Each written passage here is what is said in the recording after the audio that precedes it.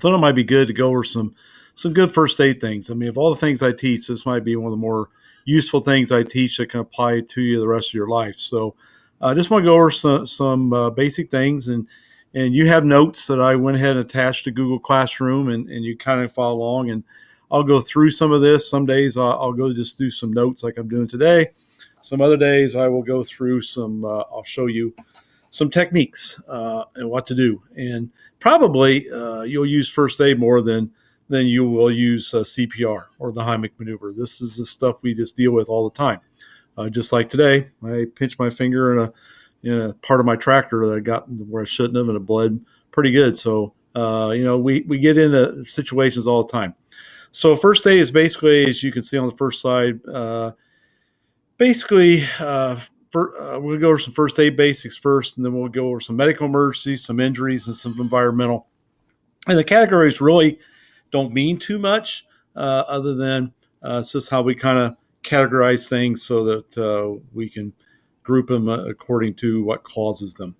So just like in first aid, one of the first things you need to do is recognize there's an emergency. But the big thing is, and this I'm going to say this over and over and over again, is you got to make sure your area is safe. There's no point in you jumping in there and having another emergency on top of the one you're dealing with. So if you got power lines down, there's a threat of some kind. We can't just rush in. I know we want to rush in and help people, and I want to encourage you to do that.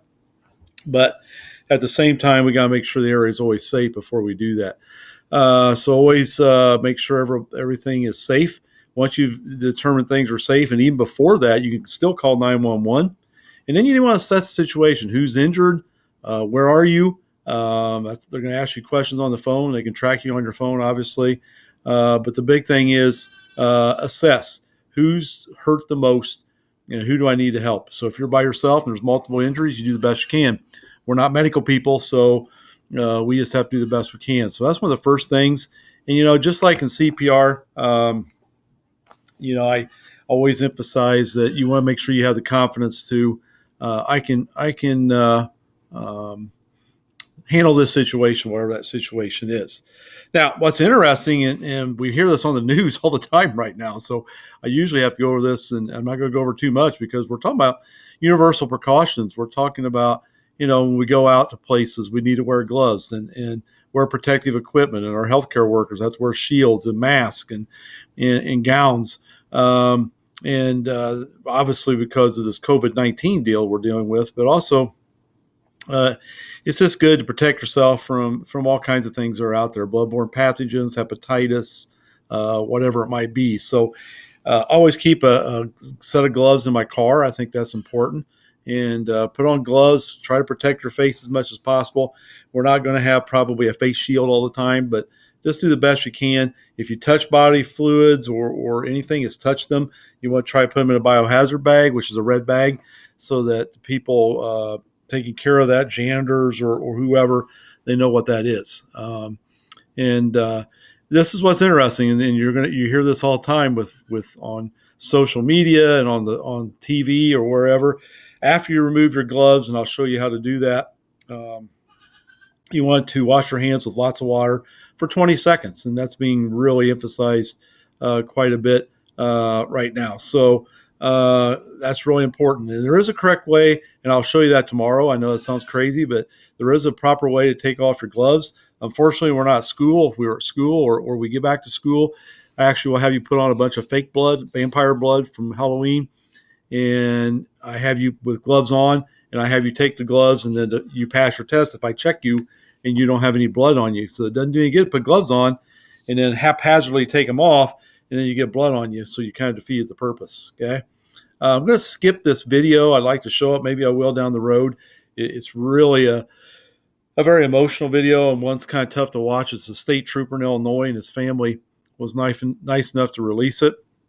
He went in and didn't check to see if the area was safe, and he went in. It was anhydrous ammonia, a gas, and you breathe it in, it freezes your lungs, and he actually died on the scene. So that's what we don't want to have happen. And if I have time down the road, that might be a video I show you with some of my other ones, maybe later this week. All right. So when giving first aid, I just want to go over the basics today. So we're just going to shoot a short video. and then we'll kind of go from there. And I'm really hoping we get back to school. I don't know if we will or not, but if we do, I'll kind of go over this with you a little bit more. But what do you do, right? That's a good question. And you want to tell them, can I help you? You want to ask them the question. You want to reassure them. You want to try to calm them down. You want to say, hey, I'm trained in first aid. I'm here to help. I've called 911. Help's coming. Will you allow me to help you? If that person agrees or they can't answer, then you assume they want help. If they refuse help, you got to you got to honor that. However, if they go unconscious, all bets are off. You can help. Okay, check, make sure they're safe. We already hit that up already. If they refuse help, you still can call 911. Still get help coming. If they're confused, cannot answer, then assume they want help, and then check them. See if you got any immediate concerns, blood coming out somewhere, they have a head or neck injury, they're in an unsafe situation, maybe the car's on fire or whatever. You need to assess and kind of make sure and look around and make sure you're in a safe situation. That's first and foremost. Okay. Check, see if they're responsive. If they're unresponsive, you tap them just like we did in CPR. You scream at them, are you okay? What are you looking for? Life-threatening injuries, unconsciousness, airway is not open, not breathing, severe bleeding. Those are all life-threatening situations that you need to take care of. And we may not have time to wait for a ambulance to get there. It may be something we got to take care of right now. Okay. There's a slide, you can see it there, where how you take your gloves off. I'll show you that next video. So we're going to skip that slide for now, but we're going to come back to that a little bit later. Okay. If you don't have a biohazard bag, that's a good question. Then you want to use some kind, double bag it, seal it, and wash your hands for 20 seconds. So that's really important. What are some things we're going to start with? I'll just kind of introduce them today, and then we'll go over these more tomorrow or on Friday, whenever I put out the next video. I'm going to put out several videos. But medical emergencies, breathing problem, diabetes, allergic reactions, seizures, stroke, heart attack, chest pain, CPR stuff, fainting and choking, Heimlich maneuver, I've already showed you. So those are all life-threatening medical emergencies. So that's kind of what we're looking for.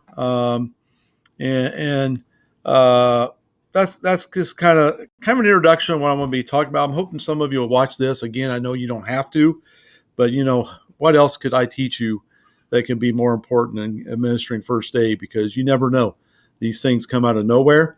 I'll give you several situations. I've had more first aid situations than I have CPR and Heimlich. But I think it's really important. I think it's something that all of us could benefit from. So I'm hoping you'll tune in and we will go through some of these as we kind of go. So thanks for watching. We'll see you on the flip side. I'll put out another one. So thank you.